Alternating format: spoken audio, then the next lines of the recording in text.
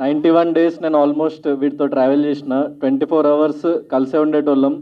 చాలా అంటే బయటికి ఎంత వచ్చిందో కంటెంట్ ఎంత రాలేదో తెలియదు, కానీ చాలా వండర్ఫుల్ మెమొరీస్ ఉన్నాయి అమర్ గారికి నాకు. అండ్ చాలామంది లేడీస్ వాళ్ళు వచ్చి నాకు మీరు అమర్ గారు అంటే ఇష్టం, మా మదర్కి మీరు అమర్ గారు అంటే ఇష్టం అని మాకు చాలామంది కామన్ ఫ్యాన్స్ కానీ సపోర్టర్స్ కానీ చాలామంది ఉన్నారు.